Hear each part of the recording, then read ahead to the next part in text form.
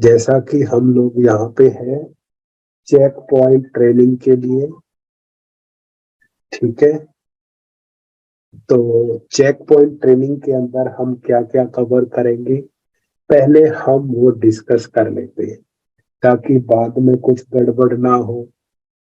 ये मैं इसलिए पहले शेयर कर रहा हूँ क्योंकि जब हम कोई ट्रेनिंग करते हैं तो हमारी उस ट्रेनिंग से कुछ एक्सपेक्टेशंस होती है कि हमें ये करना था या ये नहीं कराया या जो भी है। तो उसके लिए हमारा यहाँ पे जो है कंटेंट आपके सामने है।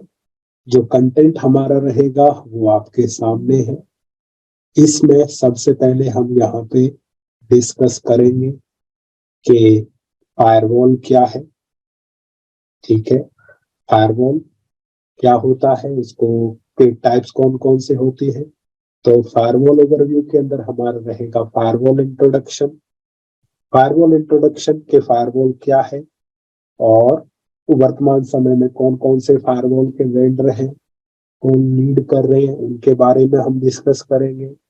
फिर हम डिस्कस करेंगे यहाँ पे कि फायरवॉल टेक्निक्स कौन कौन सी होती है, पैकेट फिल्टरिंग क्या है, प्रॉक्सी सर्वर क्या है, स्टेटफुल फायरवॉल क्या है, ट्रांसपेरेंट फायरवॉल क्या है और नेक्स्ट जनरेशन फायरवॉल या सैंडबॉक्स इंस्पेक्शन आपका क्या है।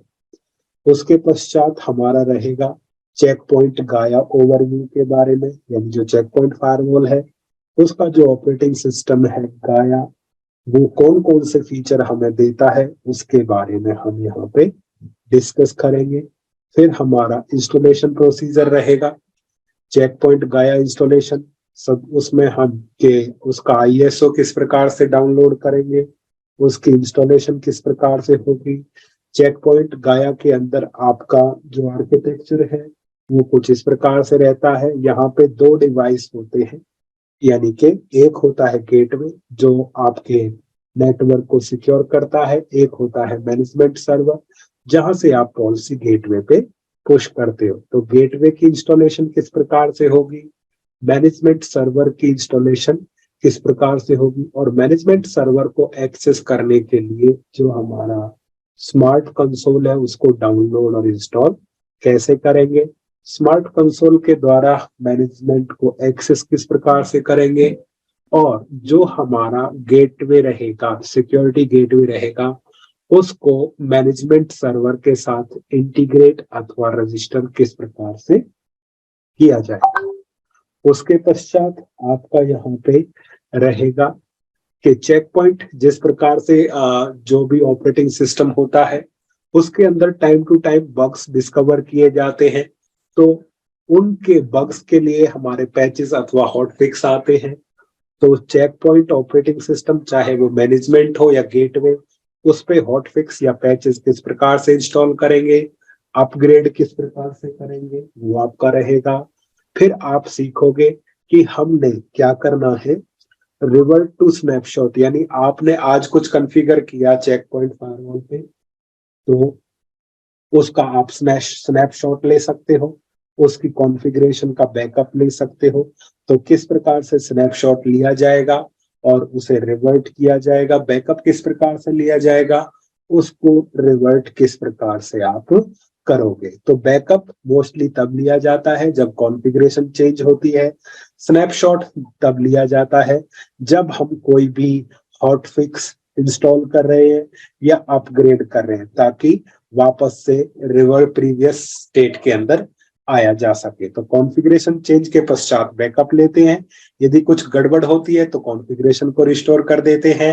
हॉटफिक्स और अपग्रेड करने से पहले स्नैपशॉट लिया जाता है, यदि कुछ गड़बड़ होती है तो प्रीवियस स्टेट के अंदर आया जा सके।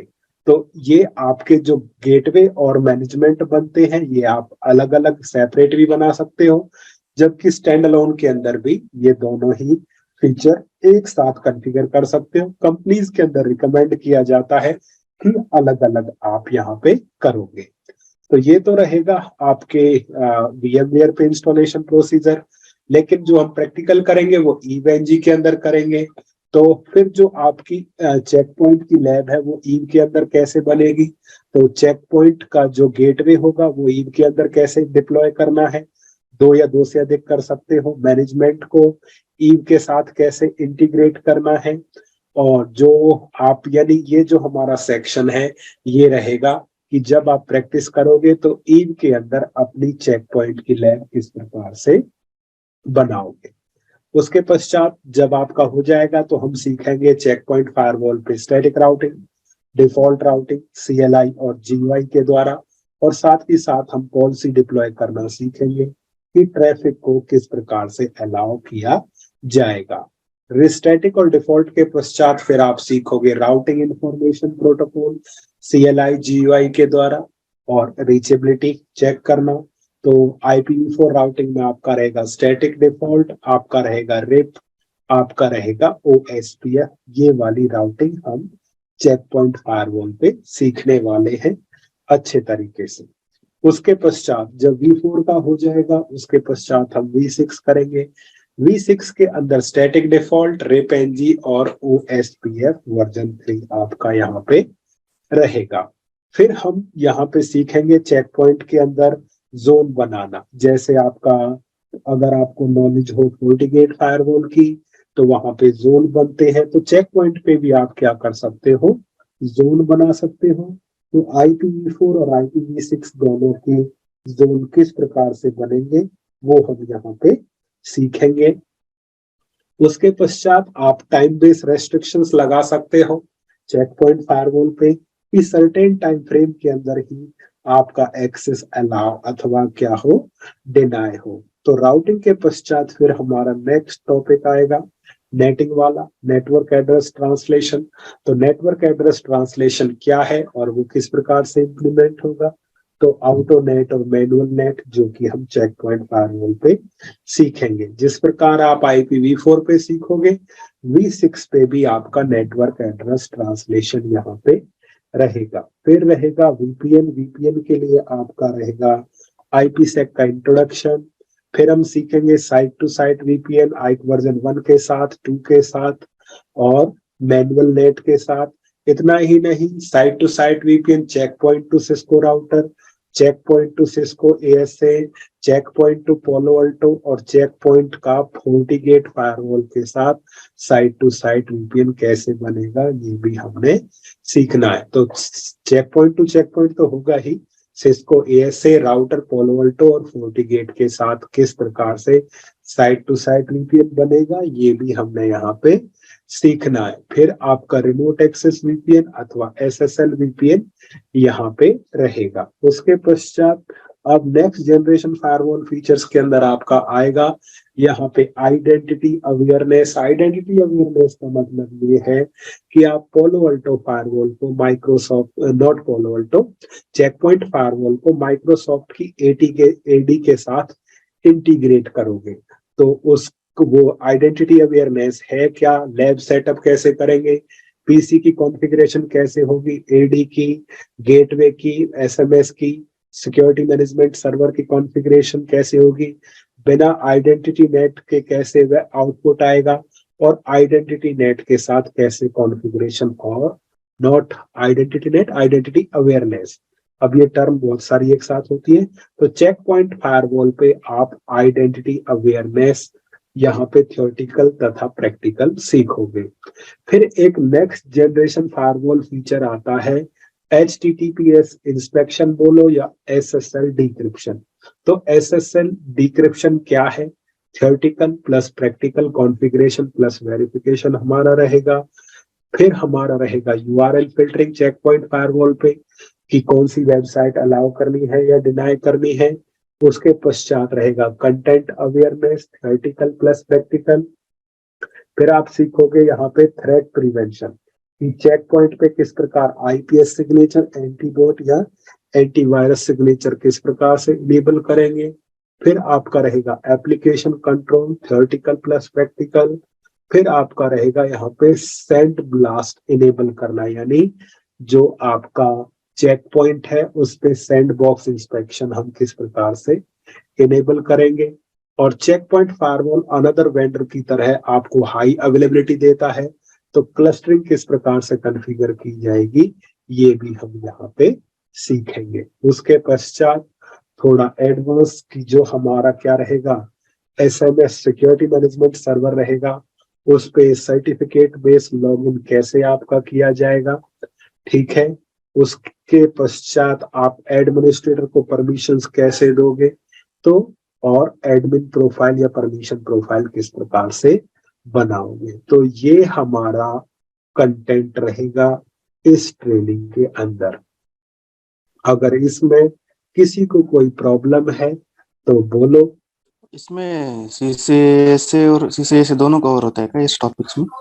हाँ, लेकिन वो अलग से वैसे नहीं होगा कि यहाँ तक CCSA है, यहाँ तक CCSE है। ये पूरा का पूरा फायरवॉल यानी स्क्रैच से लेके एडवांस लेवल तक चलेगा, लेकिन उसमें अलग से कि यहाँ तक ये रहेगा, यहाँ तक ये रहेगा, वैसा कुछ नहीं रहेगा। ओके, कंबाइन दोनों। हाँ, कंबाइंड रहेगा। और किसी को कुछ? राहुल, वैभव? नो सर, ठीक है, तो ये इसलिए किया है क्योंकि बाद में फिर लोगों के डाउट होते हैं कि हमसे ये कहा गया वो कहा गया। तो चलिए अब आगे बढ़ते हैं। तो जो भी हमारी क्लास रहेगी उसका रिकॉर्डिंग होगी, रिकॉर्डिंग को आप बाद में भी सुन के रिवाइज कर सकते हैं। तो सबसे पहला हमारा रहेगा यहाँ पे फायरवॉल इंट्रोडक्शन। तो जो चीजें हम करेंगे ये अकेले चेक पॉइंट से उठ के नहीं आएंगी, क्योंकि आपने देखा होगा हम और वेंडर भी यहाँ पे ऐड कर रहे हैं। तो कुछ चीजों के लिए हम दूसरे वेंडर के डॉक्यूमेंटेशन भी ओपन करेंगे ताकि वो चीजें हमें क्लियर हो जाए। चेक पॉइंट की एडमिन गाइड्स वगैरह आप वेबसाइट से डाउनलोड कर सकते हो, उनको पढ़ के अथवा स्ट्रेट आप चीजों को नहीं समझ सकते, तो इसीलिए मैं दूसरे वेंडर के डॉक्यूमेंटेशन की भी हेल्प लूंगा ताकि चीजें हमारी समझ में आ जाए। तो सबसे पहला जो टॉपिक है वो हमारा रहेगा फायरवॉल ओवरव्यू। तो अगर आप ऑलरेडी वर्किंग है तो अच्छी बात है, लेकिन हम जो यहाँ पे स्टार्ट करने वाले हैं वो बिल्कुल स्क्रैच से स्टार्ट करने वाले हैं। तो सबसे पहले हम यहाँ पे समझना चाहेंगे कि फायरवॉल है क्या। तो उसके लिए आपके सामने है। तो फायरवॉल क्या है, तो समझने के लिए पहले हमारा डायग्राम रहेगा। डायग्राम कुछ इस प्रकार से है कि हमारे पास हो गया ब्रांच 1 और हमारे पास हो गया ब्रांच 1 को हमने कनेक्ट कर दिया ब्रांच 2 के साथ। तो ब्रांच 1 से स्विच और स्विच से हमारा PC, ब्रांच 2 से स्विच और स्विच से हमारा PC। समझने के लिए आप IP एड्रेसिंग कर सकते हो। तो 192.168.101.1, 192.168.102.1, 192.168.101.100, 192.168.102.100, 192.168.1.1, 192.168.1.2। यहाँ पे इस प्रकार से हमने एक छोटा सा क्या बना लिया, नेटवर्क बना लिया। जब IP एड्रेसिंग और राउटिंग कर दोगे तो PC1 2 से और 2 1 से क्या कर जाएगा, कम्युनिकेट। PC1 2 से और 2 1 के साथ क्या करेगा, यहाँ पे कम्युनिकेट करेगा। तो 1 PC यहाँ नाम दे सकते हैं, PC1 और PC2 एक दूसरे से क्या करेंगे, कम्युनिकेट करेंगे। अब हमें ये चाहिए कि PC1 2 से कम्युनिकेट करे, 2 1 से कम्युनिकेट ना करे। तो हमें क्या लगाना पड़ेगा, फायरवॉल लगाना पड़ेगा।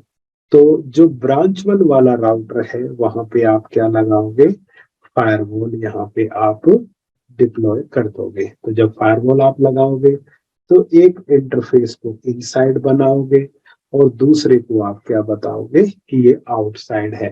तो जब भी आपका ट्रैफिक इनसाइड से आउटसाइड जाएगा वहां पे आपने पॉलिसी लगाना है और पॉलिसी के अंदर बताओगे कि जो सोर्स 192.168.101.0 है वो डेस्टिनेशन 192.168.102.0 के पास जा सकता है। यानी एक्शन में हमने क्या कर दिया, अलाउ कर दिया कि 101.0 वाला नेटवर्क 102 पे जा सकता है, तो इनसाइड आउटसाइड को एक्सेस कर सकता है। तो पीसी 12 को एक्सेस करेगा, 21 को एक्सेस नहीं कर सकता।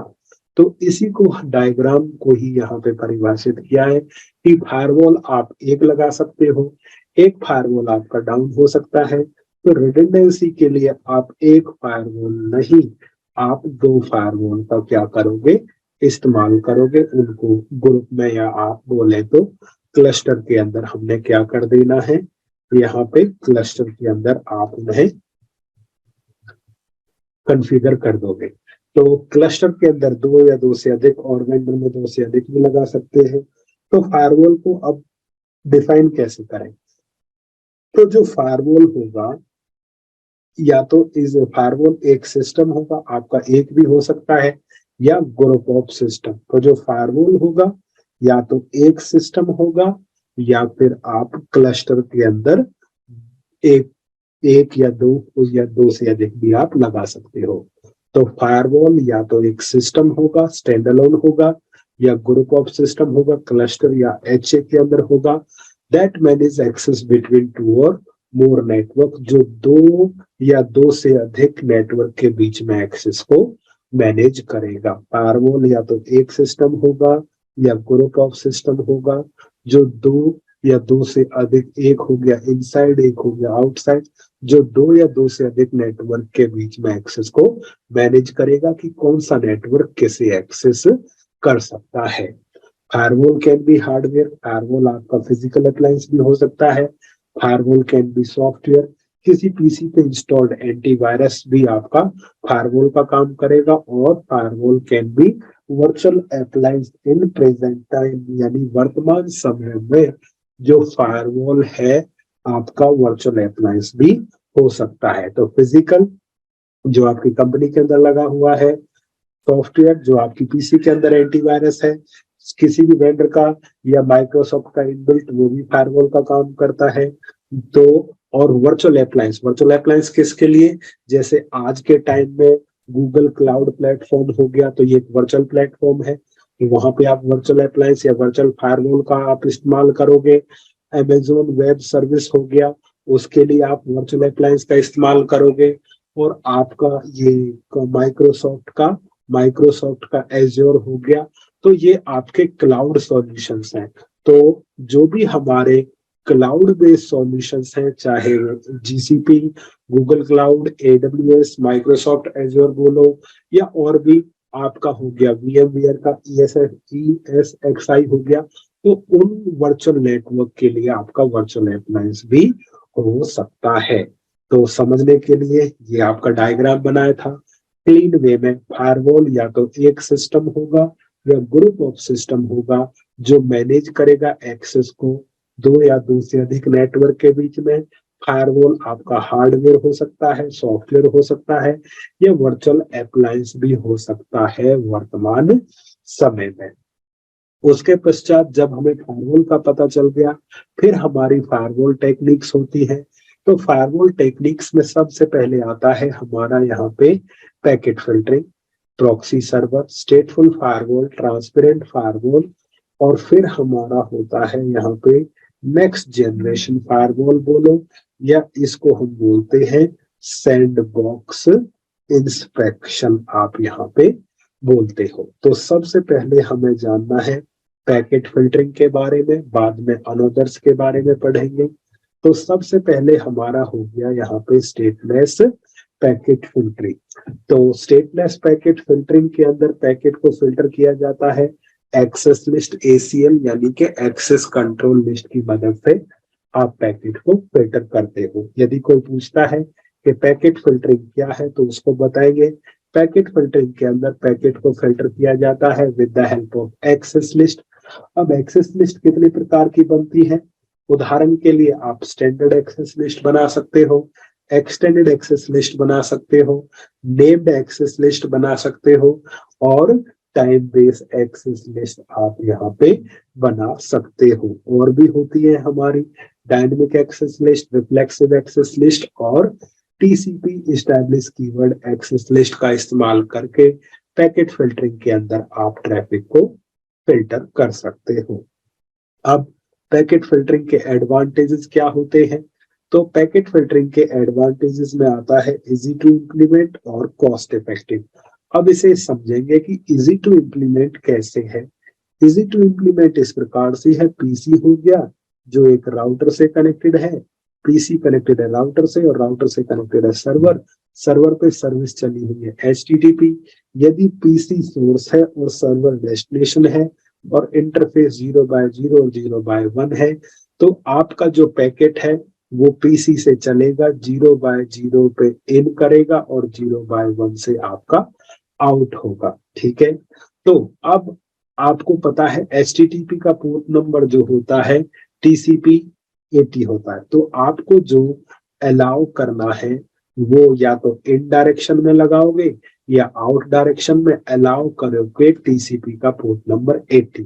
तो आपको ज्यादा कुछ नहीं करना, टीसीपी का पोर्ट नंबर 80 अलाउ करना है, तो जो हमारा सोर्स है वो डेस्टिनेशन को एक्सेस कर लेगा। यदि भविष्य में कोई और सर्वर ऐड होता है तो HTTPS, तो जो HTTPS है उसका टीसीपी पोर्ट नंबर 443 होता है।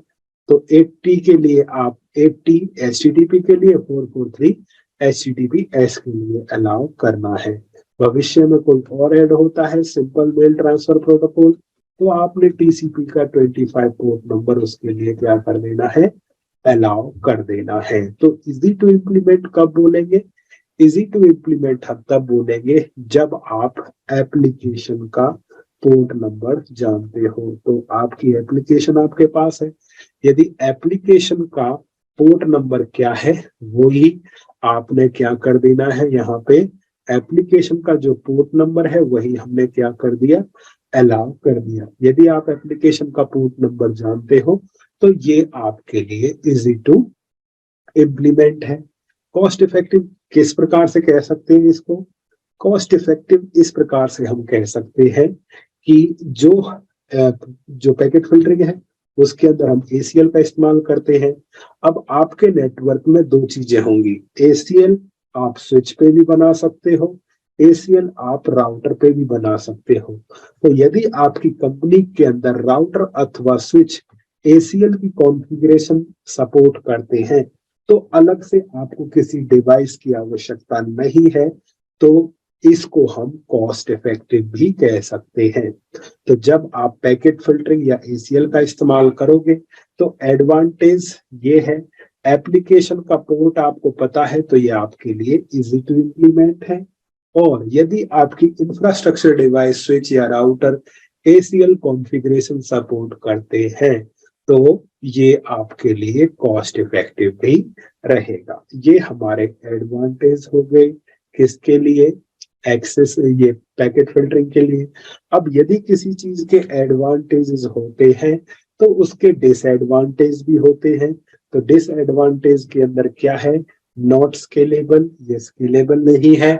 और दूसरा डिसएडवांटेज ये है, complex access list are hard to create and maintain. आप कॉम्प्लेक्स एक्सेस लिस्ट का यहाँ पे ना तो क्रिएट कर सकते हो और ना ही मेंटेन कर सकते हो। अब हमें इन चीजों को समझना है। तो इन चीजों को समझने के लिए सबसे पहले हमें एक डायग्राम बनाना है। तो पहला रहेगा नॉट स्केलेबल। तो नॉट स्केलेबल के अंदर हमारे पास हो गया पीसी जो कि स्विच जो कि राउटर से कनेक्टेड है और राउटर जो कि स्विच से और स्विच से आपका सर्वर कनेक्टेड है। ये सोर्स हो गया, ये डेस्टिनेशन हो गया। तो नॉट स्केलेबल किस तरह से बोला है, मान के चलो 192 168 ये हो गया 101.x और डेस्टिनेशन 192 168 102.x, दो नेटवर्क हमारे पास हो गए। अब हमारे पास सोर्स भी है, हमारे पास डेस्टिनेशन भी है, हमारे पास सर्विस भी है। अब बात आती है ACL count, ACL COUNT, ACL कितना डाला जाएगा। यदि हमारे पास 100 सोर्स है और यदि हमारे पास 10 डेस्टिनेशन है या सर्वर है और हमारे पास 10 सर्विसेज है तो ACL कितना डाला जाएगा। तो फॉर्मूला है number of source multiply by number of destination multiply by number of services is equal to ACL count. तो 100 गुना 10 हो गए 1000, 1000 गुना 10 10,000 आपको क्या डालनी पड़ेगी, ACL की एंट्रीज आपको डालनी पड़ेगी। तो अगर आपके नेटवर्क के अंदर 100 सोर्स, 10 डेस्टिनेशन और 10 सर्विस है, तो फॉर्मूले के हिसाब से 100 गुना 10,000 गुना 10, 10,000 ACL एंट्रीज आपको क्रिएट करनी पड़ेगी, जो कि क्या नहीं है, स्केलेबल नहीं है, यानी इजी टू इम्प्लीमेंट नहीं है। 10,000 एंट्री डालना मतलब छोटा काम नहीं है। तो ये क्या हो गया आपका डिसएडवांटेज हो गया। दूसरा डिसएडवांटेज यहाँ पे ये है, कॉम्प्लेक्स एक्सेस लिस्ट क्रिएट और मेंटेन करना जटिल है। अब ये क्या इसका क्या मतलब है, इसका मतलब यहाँ पे ये है, अब हम इसको समझ रहे हैं कि यदि आपके पास कोई पीसी है, आपके पास क्या हो गया, यहाँ पे पीसी है, पीसी को हमने कनेक्ट किया राउटर के साथ और राउटर को हमने कनेक्ट कर दिया यहाँ पे इंटरनेट के साथ। इस प्रकार से हमारा यहाँ पे रहेगा। अब इस राउटर पे हमने अलाउ कर दिया क्या, यहाँ पे इंटरनेट पे हमारा क्या है, डीएनएस सर्वर है। तो डीएनएस के लिए हमने क्या किया, अलाउ किया यूडीपी का पोर्ट नंबर 53। तो जो भी हमारी पैकेट फिल्टरिंग होगी, तो पैकेट फिल्टरिंग कौन करता है मोस्टली, जो PACKET पैकेट फिल्टरिंग हमारा करता है, वो पैकेट फिल्टरिंग मोस्टली हमारा राउटर करता है अथवा स्विच करता है। तो डीएनएस के लिए हमने अलाउ कर दिया UDP 53। अब होगा क्या, होगा ये, जो क्लाइंट है वो डीएनएस की क्वेरी का इस्तेमाल करेगा, उस डीएनएस की क्वेरी के अंदर UDP का 53 लगाएगा हेडर और पैकेट राउटर पे भेज देगा। UDP 53 अलाउ है और हमारा डीएनएस की जो क्वेरी है वो क्या हो गया, अलाउ हो गया। तो इस रूल के हिसाब से डीएनएस की क्वेरी भी अलाउ है। और इसके साथ साथ यदि कोई क्लाइंट क्या यूज कर रहा है, टोरेंट की एप्लीकेशन यूज कर रहा है और टोरेंट एप्लीकेशन को यदि यूडीपी पोर्ट नंबर 53 के अंदर इनकैप्सुलेट करता है और वो राउटर के पास भेजता है, तो ये इस यानी टोरेंट का डेटा डेटा जो है वो डेटा किसका है, डेटा बिलोंग्स टू टोरेंट। लेकिन जो एप्लीकेशन का जो हेडर है, एप्लीकेशन का जो हेडर है वो किससे बिलोंग करता है, हेडर जो है वो बिलोंग करता है डीएनएस से। यदि ऐसा ट्रैफिक राउटर के पास आता है तो राउटर इसको भी क्या कर देगा, अलाउ कर देगा। क्या अलाउ हो गया, टोरेंट भी अलाउ हो गया। क्यों अलाउ हो गया, क्योंकि जो टोरेंट है वो हिडन है किसके अंदर, यूडीपी 53 के अंदर। तो राउटर देखेगा यूडीपी 53 है तो अलाउ कर दो, यूडीपी 53 है तो अलाउ कर दो। तो पैकेट फिल्टरिंग का ये डिसएडवांटेज होता है कि पैकेट फिल्टरिंग के अंदर हम अलाउ करते हैं पोर्ट और उस पोर्ट पे एनी एप्लीकेशन क्या होती है, अलाउ हो जाती है। तो यदि उस पोर्ट के अंदर वो कुछ भी भेजना चाहे वो अलाउ है। तो आप इस पे ऐसी एक्सेस लिस्ट नहीं बना सकते कि यूडीपी 53 पे डीएनएस ही अलाउ हो, टोरेंट अलाउ ना हो। तो ये काम हम पैकेट फिल्टरिंग से नहीं कर सकते। तो पैकेट फिल्टरिंग में डीएनएस भी अलाउ होगा, टोरेंट भी आपका अलाउ हो जाएगा। तो ये था हमारा डिसएडवांटेज। किस चीज का डिसएडवांटेज था, पैकेट फिल्टरिंग का, कि एक तो ये स्केलेबल नहीं है, दूसरा आप एक्सेस लिस्ट के द्वारा डीपर इंस्पेक्शन नहीं कर सकते। क्लियर हुआ, किसी को कोई प्रॉब्लम, ठीक है। तो अब हम यहाँ पे आगे बढ़ते हैं। नेक्स्ट है हमारा यहाँ पे प्रॉक्सी सर्वर। प्रॉक्सी सर्वर क्या है हमें ये जानना है। तो प्रॉक्सी सर्वर को समझने के लिए पहले हम डायग्राम की मदद लेंगे। तो डायग्राम की मदद कुछ इस प्रकार से है कि कोई XYZ कंपनी है, तो ये कंपनी है, कंपनी के अंदर यूजर है, यूजर कनेक्टेड है स्विच से कनेक्टेड है राउटर, और राउटर से आपका कनेक्टेड है यहाँ पे इंटरनेट हो गया, और इंटरनेट के पास ही कनेक्टिविटी है किसकी, गूगल की और फेसबुक की। ध्यान हुआ। अब जो ये यूजर है, ये यूजर रिक्वेस्ट भेजेगा राउटर को, और राउटर के रास्ते गूगल और फेसबुक दोनों को एक्सेस कर सकता है। अब हम यहाँ पे चाहते हैं कि यूजर फेसबुक को एक्सेस ना करे, तो उसके लिए हम एक सर्वर का इस्तेमाल करेंगे जो होगा हमारा प्रॉक्सी सर्वर। तो जो प्रॉक्सी सर्वर है वो दो तरह से डिप्लॉय किया जाता है। एक होता है आपका यहाँ पे एक्सप्लिसिट प्रॉक्सी और दूसरा होता है यहाँ पे ट्रांसपेरेंट प्रॉक्सी।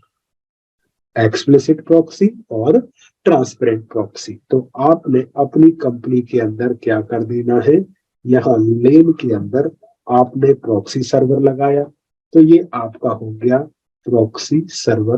प्रॉक्सी सर्वर पे हमें बनाना है रूल, और रूल में बताना है हमने कि जो गूगल है वो आपका क्या रहेगा, अलाउ रहेगा, और जो फेसबुक है, जो हमारा फेसबुक है वो हमारा क्या रहेगा, डिनाय रहेगा। तो आपने इस प्रकार से यहाँ पे बनाया, डन हुआ।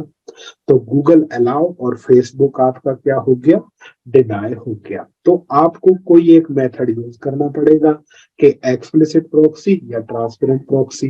तो सबसे पहला हम यहाँ पे यूज करते हैं जो जो प्रॉक्सी सर्वर है उसका मोड यूज किया, कौन सा, एक्सप्लिसिट प्रॉक्सी। तो एक्सप्लिसिट प्रॉक्सी के अंदर हम किसकी कॉन्फ़िगरेशन करते हैं, एक्सप्लिसिट प्रॉक्सी के अंदर हम करते हैं यहाँ पे, एक्सप्लिसिट प्रॉक्सी के अंदर हम करते हैं क्लाइंट कॉन्फ़िगरेशन। किसकी कॉन्फ़िगरेशन की जाती है, क्लाइंट कॉन्फ़िगरेशन की। तो क्लाइंट कॉन्फ़िगरेशन जब आप यहाँ पे करोगे तो क्लाइंट कॉन्फ़िगरेशन के अंदर आपने पीसी को बताना है कि तुम्हें कहीं पे भी जाना है तो रिक्वेस्ट किसको दो, प्रॉक्सी को दो। तो क्लाइंट मैं कलर यूज कर रहा हूं कौन से वाला, एक्सप्लिसिट प्रॉक्सी। तो एक्सप्लिसिट प्रॉक्सी में क्लाइंट को कॉन्फ़िगर करेंगे कि रिक्वेस्ट किसको दो, प्रॉक्सी सर्वर को दो। अब जो ये क्लाइंट है वो रिक्वेस्ट भेजेगा कि मेरे को कहाँ पे जाना है, गूगल पे जाना है। रिक्वेस्ट किस पे आएगी, प्रॉक्सी सर्वर पे। प्रॉक्सी देखेगा क्लाइंट किसको एक्सेस करना चाहता है, गूगल। गूगल क्या है आपका, अलाउ है। तो अब क्लाइंट की रिक्वेस्ट के बिहाफ पे प्रॉक्सी सर्वर रिक्वेस्ट भेजेगा किसको, वाया राउटर के गूगल को रिक्वेस्ट जाएगी। अब जो गूगल है वो रिप्लाई किसको देगा, तो रिक्वेस्ट भेजी गई थी गूगल की, तो रिक्वेस्ट किसके पास गई, गूगल के पास। गूगल से रिप्लाई आया प्रॉक्सी पे, और अब जो प्रॉक्सी सर्वर है वो उस रिप्लाई को किसको दे देगा, प्रॉक्सी सर्वर उस रिप्लाई को दे देगा क्लाइंट को। तो क्लाइंट को गूगल अलाउ हो गया, तो गूगल तो चल गया। अब क्लाइंट सोचेगा कि नहीं मेरे को क्या एक्सेस करना है, फेसबुक एक्सेस करना है। तो क्लाइंट ने फेसबुक की रिक्वेस्ट भेजी।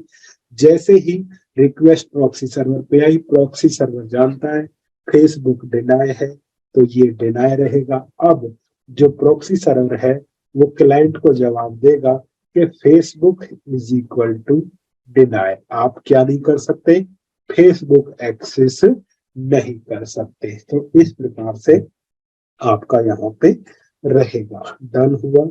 तो ये हमारा यहाँ पे हो गया। तो क्या हुआ, जब हम बात करते हैं प्रॉक्सी सर्वर, प्रॉक्सी सर्वर से हम बताते हैं कि कौन सी वेबसाइट एक्सेस होगी, कौन सी वेबसाइट एक्सेस नहीं होगी। तो पहले आप प्रॉक्सी सर्वर पे सेटिंग करोगे कि गूगल अलाउ, फेसबुक अलाउ, जो चाहिए वो अलाउ, जो नहीं चाहिए वो डिनाई। फिर आप एक्सप्लिसिट प्रॉक्सी या ट्रांसपेरेंट प्रॉक्सी का इस्तेमाल करोगे।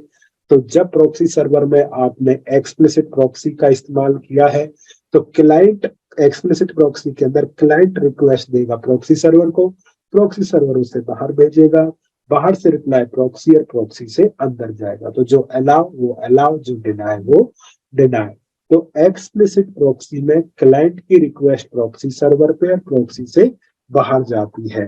तब क्या होगा, यदि मैं एक्सप्लिसिट की जगह यहाँ पे ट्रांसपेरेंट प्रॉक्सी का इस्तेमाल करूं, तो जो ट्रांसपेरेंट प्रॉक्सी होता है हमारा यहाँ पे, तो ट्रांसपेरेंट प्रॉक्सी के अंदर हम गेटवे को क्या करते हैं, कॉन्फ़िगर करते हैं। तो ट्रांसपेरेंट प्रॉक्सी के अंदर गेटवे कॉन्फ़िगरेशन होगी, जिसका फ्लो कुछ इस प्रकार से होगा कि जो क्लाइंट है वो रिक्वेस्ट किसको भेजेगा, जो क्लाइंट है वो रिक्वेस्ट भेजेगा कि मेरे को गूगल एक्सेस करना है, रिक्वेस्ट आएगी गेटवे पे, गेटवे उस रिक्वेस्ट को प्रॉक्सी को देगा, अब प्रॉक्सी देखेगा गूगल अलाउ है, अब जो प्रॉक्सी है वो गूगल को क्या भेजेगा, यहाँ पे गूगल को रिक्वेस्ट भेजेगा, गूगल रिप्लाई प्रॉक्सी को देगा और प्रॉक्सी उस रिप्लाई को अंदर के क्लाइंट को देगा। तो जो फ्लो है वो आपके सामने है। तो प्रॉक्सी सर्वर यदि एक्सप्लिसिट प्रॉक्सी मोड में लगाया है तो क्लाइंट रिक्वेस्ट प्रॉक्सी को देगा, यदि ट्रांसपेरेंट प्रॉक्सी लगाया है तो रिक्वेस्ट जाएगी गेटवे को। तो चाहे क्लाइंट दे या गेटवे दे, रिक्वेस्ट वाया प्रॉक्सी के होते ही जाएगी और प्रॉक्सी सर्वर के द्वारा हम जो है यहाँ पे कर सकते हैं यूआरएल को अलाउ और डिनाई। तो यूआरएल को या तो आप अलाउ करोगे या हम क्या कर रहे हैं यहाँ पे डिनाई। तो प्रॉक्सी सर्वर से मोस्टली हम यूआरएल को अलाउ और डिनाई करते हैं। तो जो आपको डायग्राम में समझाया है वही यहाँ पे है हमारा कि जो प्रॉक्सी सर्वर है अगर आप ध्यान से देखोगे तो इनसाइड और आउटसाइड वर्ल्ड के बीच में इंटरमीडिएटर का काम कर रहा है। तो अंदर से रिक्वेस्ट वाया प्रॉक्सी के जाएगी, रिप्लाई वाया प्रॉक्सी के अंदर जाएगा। तो जो आपने यहाँ पे देखा है वही लिखा हुआ है कि जो प्रॉक्सी सर्वर है it works as an intermediate system between inside and outside world। जो प्रॉक्सी सर्वर है वो इनसाइड और आउटसाइड वर्ल्ड के बीच में इंटरमीडिएटर का काम करता है। इट विल नॉट अलाउ, ये अलाउ नहीं करेगा इनसाइड यूजर को टू गो आउटसाइड, की वो सीधा कहाँ चला जाए, टू गो आउटसाइड डायरेक्टली और वाइस वर्सा, की वो सीधा बाहर चला जाए या बाहर से सीधा अंदर आ जाए। यानी कि एक्चुअली इनके माध्यम से हो ये रहा है कि आपका एक क्लाइंट होगा, एक आपका प्रॉक्सी सर्वर होगा और फिर आपका यहाँ पे इंटरनेट होगा। तो जब भी अंदर वाले को बाहर जाना है या तो वो सीधा रिक्वेस्ट भेजेगा या गेटवे को रिक्वेस्ट भेजेगा। तो चाहे गेटवे सीधा जाए या गेटवे को जाए या गेटवे प्रॉक्सी को दो या प्रॉक्सी से बाहर जाएगा बाहर से अंदर, तो या तो ऐसे होगा या ऐसे होगा, ठीक है। फिर इस प्रकार से, फिर इस प्रकार से हो जाएगा और रिप्लाई प्रॉक्सी पे आएगा और प्रॉक्सी से ही फिर आपका अंदर जाएगा। तो जो प्रॉक्सी सर्वर है वो इनसाइड, ये हो गया हमारा इनसाइड नेटवर्क और ये हो गया हमारा आउटसाइड नेटवर्क। तो इनसाइड और आउटसाइड के बीच में इंटरमीडिएटर का काम करता है कौन, प्रॉक्सी सर्वर। तो जो आपको डायग्राम से समझाया है वही यहाँ पे लिखा हुआ है कि ये काम करेगा इंटरमीडिएट सिस्टम की तरह इनसाइड और आउटसाइड वर्ल्ड के बीच में। उसके पश्चात यहाँ पे लिमिटेशंस क्या है, लिमिटेशंस में हमारा है सिंगल पॉइंट ऑफ फेलियर।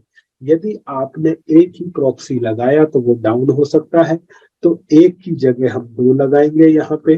तो एक प्रॉक्सी सर्वर और दो प्रॉक्सी सर्वर, एक रहेगा प्राइमरी और एक रहेगा हमारा सेकेंडरी। तो जब प्राइमरी डाउन हो जाएगा तो सेकेंडरी हमारा ट्रैफिक को लेके जाएगा। तो सिंगल पॉइंट ऑफ फेलियर से बचने के लिए आप यूज क्या करोगे, एच। तो single point of failure recover किया जा सकता है with the help of H A, high availability.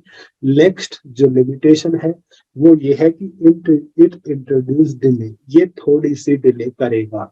और वो थोड़ी सी डिले क्या होगी, मिली सेकेंड के अंदर, क्योंकि पहले कौन रिक्वेस्ट भेजेगा, पहले रिक्वेस्ट क्लाइंट भेजेगा, फिर वो किसके पास जाएगी, प्रॉक्सी के पास जाएगी और फिर वही रिक्वेस्ट कौन भेज रहा है, क्लाइंट की रिक्वेस्ट प्रॉक्सी पे जाएगी और प्रॉक्सी की जो रिक्वेस्ट है वो क्लाइंट रिक्वेस्ट भेजेगा, क्लाइंट के रिक्वेस्ट के बिहाफ पे प्रॉक्सी रिक्वेस्ट भेज रहा है। तो एक ही रिक्वेस्ट दो बार इनिशिएट हो रही है, तो उससे थोड़ा सा आपका डिले इंक्रीज होगा, लेकिन डिले सहन किया जा सकता है। हमें क्या कंट्रोल करना है कि कौन सा यूजर जो है डिफरेंट काइंड ऑफ साइट अथवा वेबसाइट को क्या ना कर सके, एक्सेस ना कर सके, ये हमें कंट्रोल करना है। तो ये हुआ हमारा यहाँ पे प्रॉक्सी सर्वर। इसमें किसी को कोई प्रॉब्लम? ओके, तो अगर किसी को कुछ पूछना हो तो वो खुद को अनम्यूट करके पूछ ले और फिर से म्यूट कर ले ताकि क्लास डिस्टर्ब ना हो सकता है आप घर पे बैठे हो। ठीक है, नेक्स्ट हमारा क्या है यहाँ पे?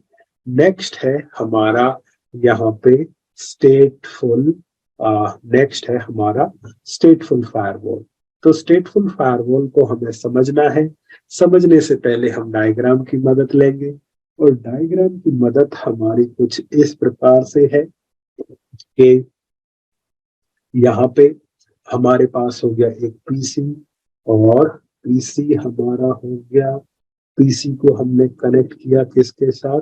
PC is connected with स्टेटफुल firewall. ये हमारा फायरवॉल हो गया स्टेटफुल, और एक हो गया यहाँ पे आप ऐड कर सकते हो, ये हमारा हो गया सर्वर। समझने के लिए अच्छी तरह से आईपी एड्रेसिंग कर दो। तो 192.168.101.100, यहाँ पे 192.168.102.100 हमारा हो गया। अब जब क्लाइंट रिक्वेस्ट भेजेगा तो एक डायनेमिक पोर्ट का इस्तेमाल करेगा, वो सर्वर के किसी वेल नोन पोर्ट को हिट करेगा। और ये जो हमारा फायरवॉल है ये है स्टेटफुल फायरवॉल। तो ये हमारा हो गया स्टेटफुल फायरवॉल। अब क्लाइंट ने सर्वर को एक्सेस करना है, तो सर्वर क्या करेगा? क्लाइंट क्या करेगा? एक पैकेट बनाएगा। तो सोर्स आईपी हो गया 192.168.101.100, डेस्टिनेशन आईपी सर्वर का आईपी 101, सर्वर का आईपी है 102.100, तो 102.100 हो गया। सोर्स पोर्ट हो गया 1025, और डेस्टिनेशन पोर्ट हो गया यहाँ पे 443 हो गया। उसके पश्चात यहाँ पे हमारा क्या हुआ? लेयर 3 लेयर 4 हो गया। पहला पैकेट है टीसीपी का, तो फर्स्ट पैकेट है तो टीसीपी का सिम फ्लैग जाएगा, और इस प्रकार का पैकेट फायरवॉल के पास पहुंचा। फायरवॉल कैसा है? स्टेटफुल है। तो स्टेटफुल फायरवॉल क्या करेगा? यहाँ पे स्टेटफुल फायरवॉल यहाँ पे करेगा एक डेटाबेस बनाएगा। तो स्टेटफुल फायरवॉल क्या तैयार करेगा? एक डेटाबेस तैयार करेगा, और डेटाबेस जब तैयार होगा तो उसमें ऐड करेगा कि 19 कौन आ रहा है? 192.168.101.100 आ रहा है, और ये किसके पास गया है या जा रहा है? 192.168.102.100 के पास जा रहा है। सोर्स पोर्ट कितना आया है? 1025। डेस्टिनेशन पोर्ट कितना हो गया? 443 हो गया।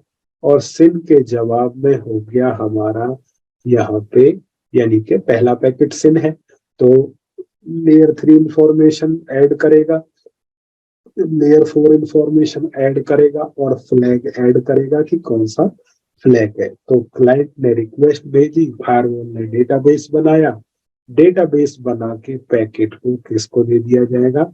डेटाबेस बना के जो हमारा पैकेट है वो पैकेट चला जाएगा सर्वर को। चला गया सर्वर पे। अब सर्वर जवाब देगा, तो सर्वर जवाब देगा तो रिटर्न में रिप्लाई। तो ये तो हमारी क्या गई थी? ये तो हमारी रिक्वेस्ट थी, और रिक्वेस्ट किसके पास पहुंच गई? रिक्वेस्ट हमारी पहुंच गई सर्वर के पास। अब सर्वर तैयार करेगा रिप्लाई पैकेट। रिप्लाई में सोर्स आईपी अपना लगाएगा 192.168.102.100, डेस्टिनेशन आईपी अंदर वाला हो जाएगा 101.100। सोर्स पोर्ट, अब सोर्स पोर्ट हो जाएगा 443, और डेस्टिनेशन पोर्ट जो हो जाएगा 1025 हो जाएगा, और सिन के जवाब में दिया जाएगा सिन प्लस एक्नॉलेजमेंट। इस प्रकार से आपका क्या होगा? यहाँ पे तैयार होगा। डन हुआ। अब ये रिप्लाई आएगा किसके पास? ये रिप्लाई आएगा फायरवॉल के पास। तो फायरवॉल के पास जब आया तो फायरवॉल चेक करेगा। क्या चेक करेगा? कौन आ रहा है? 102 आ रहा है, तो मैच करेगा। क्या मैच किया, डेटाबेस से मैच करो कि 102 मैच कर गया। किसके पास जा रहा है, 101 के पास, तो लेयर 3 मैच हो गया। 443 1025 लेयर 4 मैच हो गया। क्या आ रहा है, सिम प्लस एक। सिम जब जाता है, सिम के जवाब में ही सिम प्लस एक्नॉलेजमेंट आता है। तो जब अंदर से जो रिक्वेस्ट गई, उसी रिक्वेस्ट का रिप्लाई हमारे डेटाबेस से मैच हुआ, तो ये क्या कर दिया गया, अलाउ कर दिया गया। तो अब यहाँ पे स्टेटफुल फायरवॉल को परिभाषित कैसे करेंगे, तो उसके लिए हम ये कहेंगे कि जो स्टेटफुल फायरवॉल है, जब भी कोई क्लाइंट रिक्वेस्ट भेजता है, सर्वर अपने डेटाबेस में ऐड कर लेता है।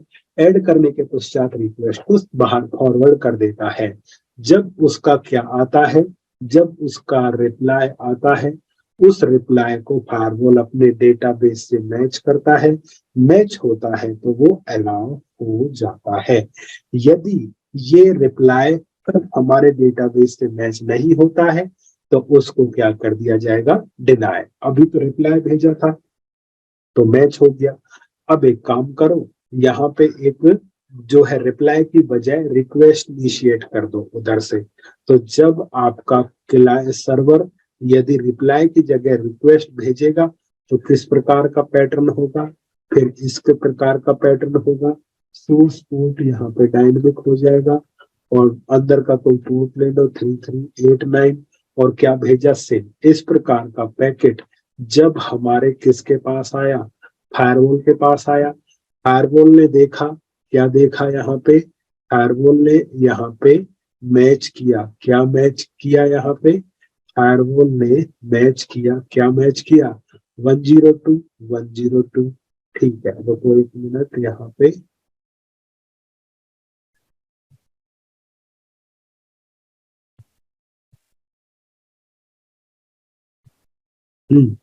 तो 102 102 101 101 लेयर 3 मैच हो गया। 1025 मैच नहीं किया। 3389 मैच नहीं किया। तो जब ये रिप्लाई आया अथवा रिक्वेस्ट आई, जब वो हमारे डेटाबेस से ये मैच नहीं किया, तो इसको क्या कर दिया जाएगा, डिनाई यहाँ पे कर दिया जाएगा। तो जो स्टेटफुल फायरवॉल है, वो तभी अलाउ करता है जब रिप्लाई अथवा पैकेट हमारे डेटाबेस से मैच करे। डन हुआ। तो जैसा आपको डायग्राम में समझाया है वैसा ही लिखा हुआ है। और क्या लिखा हुआ है यहाँ पे, लिखा हुआ इस प्रकार से है यहाँ पे कि स्टेटफुल फायरवॉल जो हमारा है, स्टेटफुल फायरवॉल मेंटेन करता है कनेक्शन की स्टेट को। जब भी पैकेट ट्रेवल करता है फायरवॉल से, जब भी फायरवॉल से पैकेट ट्रेवल करेगा, तो वो स्टेट कनेक्शन इंफॉर्मेशन को मेंटेन करेगा। जो स्टेटफुल फायरवॉल है वो मेंटेन करता है कनेक्शन की स्टेट को स्टेट टेबल में, ऐड करने के पश्चात इंफॉर्मेशन को स्टेट टेबल में, फायरवॉल फॉरवर्ड कर देता है पैकेट को एक्चुअल डेस्टिनेशन को। जब स्टेटफुल फायरवॉल रिसीव करता है रिप्लाई पैकेट, तो जो फायरवॉल है वो मैच करता है रिप्लाई पैकेट की इंफॉर्मेशन को अपनी स्टेट टेबल से। यदि रिप्लाई मैच होता है तो पैकेट को एक्सेप्ट किया जाता है, अदरवाइज ड्रॉप कर दिया जाता है। तो जैसे ही आपको डायग्राम में बताया था, क्या बताया था कि हमारा जो ट्रैफिक है, जब वो अलाउ होगा तो ही मैच होगा, तो ही अलाउ होगा, अदरवाइज वो डिनाई आपका हो जाएगा। तो ये था हमारा स्टेटफुल फायरवॉल के बारे में। अब जो स्टेटफुल फायरवॉल है, जो अपने पास डेटाबेस तैयार करेगा, वो डेटाबेस आपका टेबल के जो स्टेट टेबल बनेगी उसके अंदर जो इंफॉर्मेशन है वो आपकी हो सकती है। क्या हो सकती है, source IP, destination IP, source port, destination port, और फ्लैग कौन सा है कि सिम है, सिम प्लस एक है अथवा एक है। ये वाली चीजें आपकी किसके अंदर रहेंगी, स्टेट टेबल के अंदर रहेंगी। उसके पश्चात आपका आता है यहाँ पे ट्रांसपेरेंट फायरवॉल। ये जो ट्रांसपेरेंट फायरवॉल है ये किन लोगों के लिए है, उसके लिए हमें यहाँ पे डायग्राम की आवश्यकता है। तो डायग्राम समझने के लिए हमें ड्रॉ करना पड़ेगा। तो इसको इस प्रकार से समझो कि हमारा जो ये होता है नेटवर्क बनाओ, एक एक हो गया PC1, PC2, सर्वर 1, और हमारा हो गया सर्वर 2।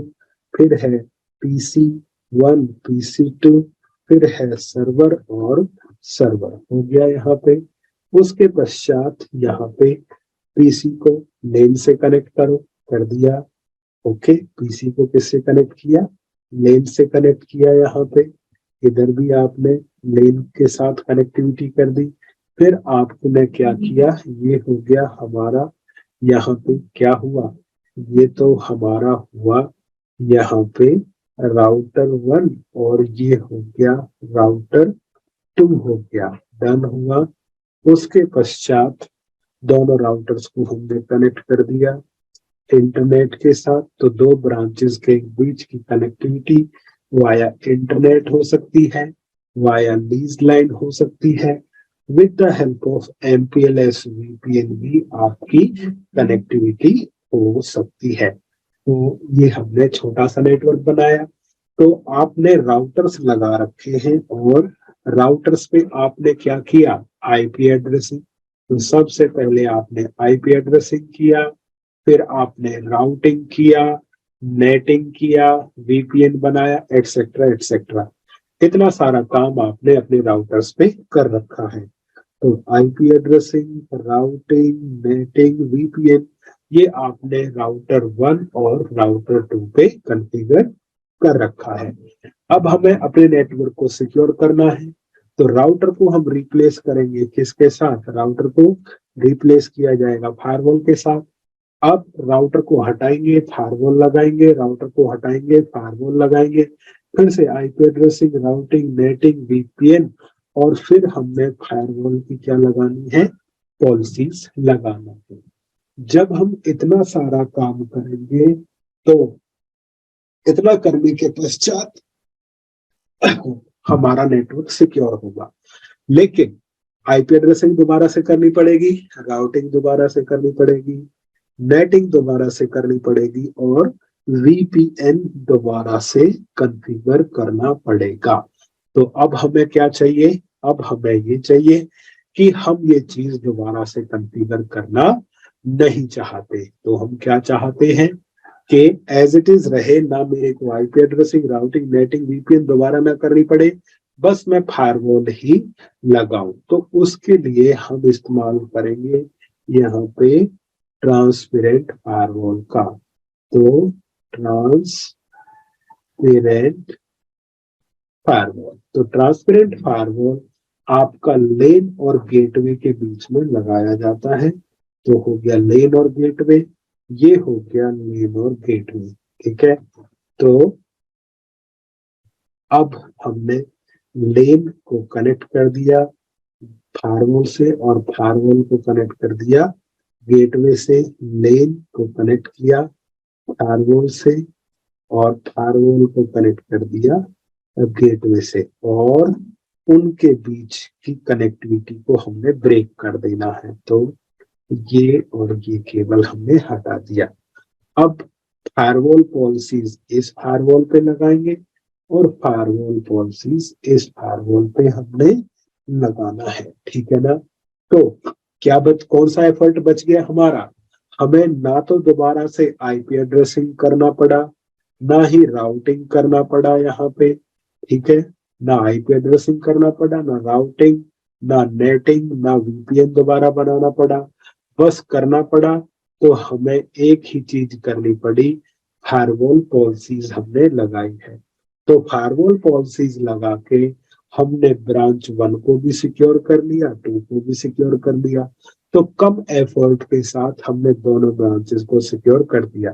तो जब आपको फायरवॉल तो चाहिए, लेकिन आप ना तो आईपी एड्रेसिंग, ना राउटिंग, ना नेटिंग, ना VPN, ये टास्क आप दोबारा से करना नहीं चाहते, तो ही हम ट्रांसपेरेंट फायरवॉल की तरफ बढ़ते हैं। तो ट्रांसपेरेंट फायरवॉल का काम ही यही है जो आपको समझाया है, कि जो हमारा ट्रांसपेरेंट फायरवॉल है, जो लगाया जाता है लोकल एरिया नेटवर्क गेटवे के बीच में, लोकल एरिया नेटवर्क और गेटवे के बीच में। तो उसके पश्चात अब जो ट्रांसपेरेंट फायरवॉल है वो लेयर 2 पे काम करता है। किस पे काम करता है? लेयर 2 पे काम करता है, अथवा ये फॉरवर्ड करता है फ्रेम को डेस्टिनेशन मैक के आधार पे। तो ट्रांसपेरेंट फायरवॉल लेयर 2 पे काम करता है, जो फॉरवर्ड करता है फ्रेम को डेस्टिनेशन मैक के आधार पे। लेकिन अभी भी इसके पास क्षमता है कि वो ट्रैफिक को फिल्टर कर सकता है लेयर 2 से लेयर 7। लेयर 2 से लेके लेयर 7 तक वो फिल्टर कर सकता है। अनदर वेंडर्स यानी कुछ वेंडर्स के अंदर जो ये फंक्शनलिटी है, ये या तो अवेलेबल है सेम नेम के साथ या डिफरेंट नेम के साथ, जिसको हम वर्चुअल वायर बोलते हैं। फायदा क्या है इसका? आप डिप्लॉय कर सकते हो ट्रांसपेरेंट फायरवॉल को अपने नेटवर्क में। यदि आप चाहते हो इंप्लीमेंट करना फायरवॉल अपने नेटवर्क में बिना रीएड्रेस किए सराउंडिंग डिवाइस को, या बिना नेटवर्क को रीडिजाइन किए, बिना नेटवर्क को रीडिजाइन किए आप क्या कर सकते हो? अपने नेटवर्क में फायरवॉल ऐड कर सकते हो with the help of transparent firewall. तो ये तो हो गया हमारा किसके बारे में? ट्रांसपेरेंट फायरवॉल के बारे में। अब इसमें एक हमने पढ़ना था यहाँ पे नेक्स्ट जनरेशन फायरवॉल अथवा सैंड बॉक्स इंस्पेक्शन, वो हम करेंगे। लेकिन उससे पहले लेते हैं, ये अब करेंगे लेकिन उससे पहले एक छोटा सा ब्रेक। आप भी थोड़ा रेस्ट ले लो, मैं भी 5 मिनट का 10 मिनट का ब्रेक। तो स्टार्ट करेंगे हम क्लास को एक छोटे से ब्रेक के पश्चात। तो सी यू आफ्टर 10 मिनट्स। ओके, तो चलिए आगे बढ़ते हैं। और आगे था हमारा सैंड बॉक्स इंस्पेक्शन, या बोले तो नेक्स्ट जनरेशन फायर। अब ये क्या है? तो उसके लिए हमारा रहेगा यहाँ पे एक डायग्राम। और डायग्राम कुछ इस प्रकार से है कि अज्यूम करो आपके पास है यहाँ पे एक पीसी। तो ये हो गया एक यूजर। यूजर को हमने कनेक्ट किया एक फायरवॉल से, और फायरवॉल को हमने कनेक्ट कर दिया यहाँ पे इंटरनेट से। इंटरनेट पे हो गया आपका एक public server,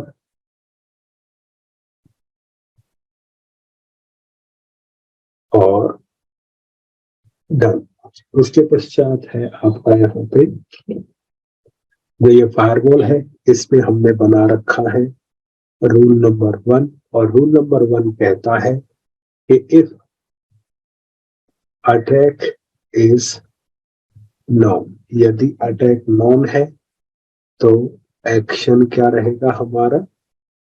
if attack is non, आप अटैक को यदि जानते हो तो एक्शन हमारा रहेगा यहाँ पे डिनाई। अब अटैक नोन है, ये किसी चीज से पता चलेगा? सिग्नेचर से पता चलेगा। तो जो भी हमारा फायरवॉल होगा उसके पास हमारे सिग्नेचर्स होंगे कि यदि इस तरह का पैटर्न आता है तो वो हमारे लिए अटैक है। ठीक है। अब यहाँ पे एक यूजर है, यूजर ने रिक्वेस्ट भेजा। तो यूजर ने रिक्वेस्ट भेजा तो वाया फायरवॉल की रिक्वेस्ट पब्लिक सर्वर पे गई। पब्लिक सर्वर से एक फाइल आई, फाइल के अंदर नॉर्मल डेटा था, तो वो आपका क्या हो जाएगा? अलाउ हो जाएगा। यदि आपका जो फाइल आई है अगर उसके अंदर क्या हुआ, अगर उसके अंदर वायरस हुआ, तो जो कि हमारे किससे मैच करेगा? जो हमारे नॉन अटैक से मैच करेगा, तो उसको अलाउ की बजाय क्या कर दिया जाएगा? यहाँ पे अलाउ के स्थान पे उसे डिनाई कर दिया जाएगा। तो कोई भी फायरवॉल जो है उन्हीं अटैक को रोक सकती है जिन्हें वो जानती है। यदि अटैक नोन है तो वो आपका डिनाय हो जाएगा। अब मान के चलो उस केस में क्या होगा, यदि जो यहाँ पे डेटा आया है उस डेटा के अंदर अटैक आया है और अटैक आपका कैसा है, अननोन अटैक, यानी कि इसको मैं ढंग से लिख देता हूं, यानी जो डेटा आया है डेटा के अंदर आपका आया है अननोन अटैक। तो अननोन अटैक यदि हुआ है तो वो हमारे सिग्नेचर से तो मैच करेगा नहीं, तो अननोन अटैक यदि होगा तो फायरवॉल उसको क्या कर देगा, अलाउ कर देगा।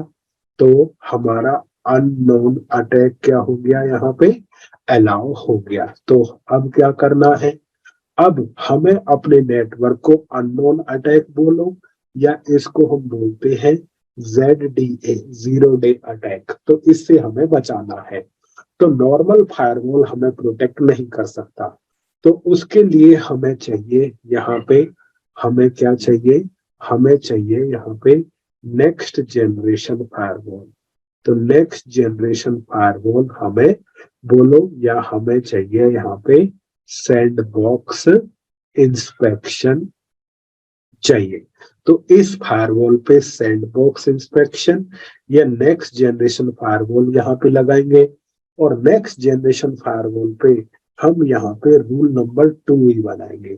और वो रूल नंबर 2 क्या कहेगा कि इफ, यदि जो अटैक है, इफ अटैक इज अननोन, यदि अटैक कैसा है, अननोन है, तो फिर क्या डिफाइन करना है, एक्शन। एक्शन हमारा क्या रहेगा, इफ अटैक इज अननोन, यदि अटैक अननोन है, हम नहीं जानते, तो एक्शन में हमारा रहेगा सेंड करो इंफॉर्मेशन टू क्लाउड। तो send information to cloud, cloud को इंफॉर्मेशन भेज दो। अब ये क्लाउड उसी प्रोवाइडर का होगा जिसका आपने फायरवॉल खरीद रखा है। चेक पॉइंट है तो चेक पॉइंट, पोलो अल्टो है तो पोलो अल्टो, फोर्टिगेट है तो फोर्टिगेट, और सिस्को है तो सिस्को का ही आपका क्या होगा, यहाँ पे क्लाउड होगा। तो हमारे पास नेक्स्ट जनरेशन फायरवॉल है। तो नेक्स्ट जनरेशन फायरवॉल क्या करेगा यहाँ पे, कि जब उस पे जीरो डे अटैक होगा वो नोन से तो मैच नहीं करेगा, लेकिन वो किससे मैच कर जाएगा, अननोन से हमारा मैच कर गया। तो अननोन अटैक अननोन रूल से मैच किया, तो इंफॉर्मेशन किसको भेज दी जाएगी, क्लाउड को।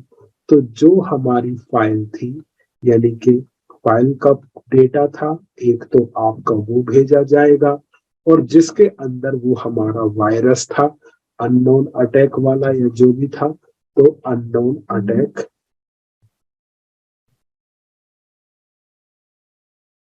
अननोन अटैक का, एक मिनट, की इंफॉर्मेशन या पैटर्न जो भी आप बोलोगे, वायरस वो किसको भेज दिया जाएगा, हमारे क्लाउड को भेज दिया जाएगा। अब वहां पे उन्होंने बैठा रखे होंगे अपने इंजीनियर्स। अब वो इंजीनियर्स डिसाइड करेंगे कि देखो डेटा तो ये है, जो हमारा पैटर्न था जिसकी हम बात कर रहे थे अननोन अटैक की, जो ये वाला आया है, जो ये एबनॉर्मल डेटा आया है, ये क्या है, ये आया है, तो वो डिक्लेयर करेंगे कि जो ये है, दिस इज अटैक, ये क्या है, अटैक है। तो इस अटैक का क्या बनाएंगे वो, इस अटैक का तैयार करेंगे वो एंटीवायरस अपडेट, ठीक है, उसका तैयार करेंगे एंटी वायरस अपडेट, या उसको बोलेंगे हाँ मोस्टली इसको एंटीवायरस अपडेट या सैंड बॉक्स इंस्पेक्शन अपडेट बोलो, या प्रिवेंशन टेक्निक बोलो, जो भी आप कहोगे। ये जो था अटैक था या स्लैश ये क्या था, वायरस था, तो इसका क्या निकाला जाएगा, एंटीवायरस, और उस एंटीवायरस का अपडेट जो है वो आपके फायरवॉल को दे दिया जाएगा। तो जब ये फायरवॉल पे अपडेट आ जाएगा तो उसके लिए अब वो अननोन नहीं रहा, वो कैसा हो गया, नोन हो गया। और जैसे ही आपका ये कौन से वाला अटैक था वो नॉन हो गया। अब वो अटैक नॉन है तो अब उसको क्या कर दिया जाएगा, यहाँ पे ड्रॉप कर दिया जाएगा। तो जो नेक्स्ट जनरेशन फायरवॉल होता है उस पे हम दो प्रकार के रूल बनाते हैं। रूल नंबर 1, यदि अटैक नोन है तो उसे डिनाई कर दो। रूल नंबर 2, अटैक अननोन है तो send information to cloud, cloud को या बोले तो डेटा सेंटर को इंफॉर्मेशन भेज दो। जब डेटा सेंटर पे इंफॉर्मेशन जाएगी वहां पे उसका जो है एनालाइज किया जाएगा।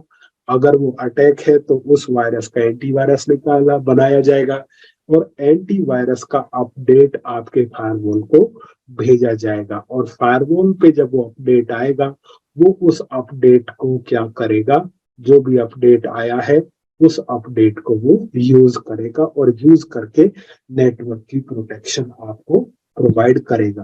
तो जिस भी फायरवॉल के अंदर ये क्षमता हो कि सेकंड रूल आप कॉन्फ़िगर कर सकें कि जिस फायरवॉल के अंदर हम ये डिफाइन कर सकें कि अननोन अटैक की इंफॉर्मेशन किसको भेज दो, क्लाउड को भेज दो, तो वो फायरवॉल नॉर्मल फायरवॉल ना रह के नेक्स्ट जनरेशन फायरवॉल आपका कहलाता है। तो जिस डिवाइस में ये क्षमता हो उसको नेक्स्ट जनरेशन फायरवॉल है तो फायरवॉल बोलेंगे, आईपीएस है तो नेक्स्ट जनरेशन आईपीएस बोलेंगे। और इसी प्रोसेस को बोला जाता है सैंडबॉक्स इंस्पेक्शन। सैंडबॉक्स इंस्पेक्शन के अंदर एक आईपीएस या फायरवॉल एक फाइल को डेडिकेटेड सिस्टम को देता है, किसके लिए, डीपर इंस्पेक्शन के लिए, ताकि वो डेडिकेटेड सिस्टम उसको डीपली इंस्पेक्ट कर सके। अगर उसके अंदर वायरस या अटैक है तो वो उसको एंटीवायरस दे सके। तो जिस भी डिवाइस में अननोन अटैक इंफॉर्मेशन क्लाउड को भेजने की क्षमता हो या सैंडबॉक्स इंस्पेक्शन की कैपेबिलिटी हो उसको हम नेक्स्ट जनरेशन फायरवॉल यहाँ पे बोलेंगे। क्लियर हुआ? नीरज, राहुल, वैभव, यहाँ तक कोई परेशानी? No sir. ठीक है, तो ये हो गया हमारा कि सही। ये हो गया कि नेक्स्ट जनरेशन फायरवॉल। तो कई बार इंटरव्यू में आपसे पूछ सकते हैं या कलीग भी या फ्रेंड भी कि नॉर्मल फायरवॉल में और नेक्स्ट जनरेशन फायरवॉल में क्या अंतर है। तो अंतर आपके सामने यहाँ पे है कि जो नॉर्मल फायरवॉल है, जो नॉर्मल फायरवॉल है उसके अंदर एक ही रूल बनेगा। वो रूल आपके सामने है कि normal firewall can deny known attacks, but next generation firewall can deny known attack, but they can send unknown attack information to cloud or data centre. Normal firewall non attack को deny कर सकता है लेकिन unknown के लिए वो कुछ नहीं कर सकता। जो नेक्स्ट जनरेशन फायरवॉल है या जिसमें सैंडबॉक्स इंस्पेक्शन की कैपेबिलिटी है वो अननोन अटैक की इंफॉर्मेशन को भेज देता है क्लाउड को। और क्लाउड यानी डेटा सेंटर होता है उस वेंडर का, चेक पॉइंट का, पोलो अल्टो का, फोर्टिगेट का या सिस्को का, वो वहां पे उसको एनालाइज करते हैं। अगर वो अटैक है तो उस अटैक या वायरस का एंटीवायरस निकाला जाता है और एंटीवायरस अपडेट आपके पास आता है। तो नॉर्मली वो क्लेम करते हैं हर वेंडर कि जो अगर आपने कोई फाइल हमें अटैक सबमिट किया है वो 3 से 5 मिनट के अंदर आपको उसका क्या दे देंगे, अपडेट दे देंगे। तो जिस भी फायरवॉल के अंदर सैंडबॉक्स इंस्पेक्शन की कैपेबिलिटी हो वो आपका नॉर्मल फायरवॉल नहीं, नेक्स्ट जनरेशन फायरवॉल कहलाता है। तो ये हुआ कि हमारा फायरवॉल क्या होता है। तो फायरवॉल क्या होता है ये आपने यहाँ पे सीखा, ठीक है। डेफिनेशंस आप वीडियो के अंदर रिकॉल कर सकते हो। फायरवॉल की techniques, packet filtering, proxy server, statement firewall, transparent firewall, ये आपने यहाँ पे सीखा। तो उसके पश्चात तो ये हुए हमारे ये पॉइंट्स डिस्कस की फायरवॉल क्या है, टेक्निक्स क्या है, ठीक है। अब गाया क्या है, गाया ओवरव्यू। तो आज हम इतना ही रख लेते हैं, गाया से हम स्टार्ट करेंगे कल।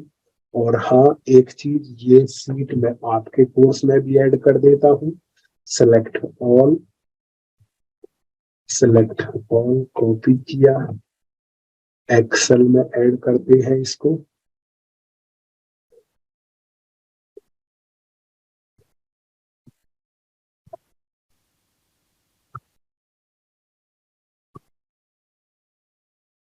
ठीक है, तो ये आपके और मेरे लिए दोनों के लिए रहेगा। तो हमारा यहाँ पे जो पॉइंट्स थे, फायरवॉल क्या है, टिल हमारा यहाँ तक हो चुका है। ठीक है,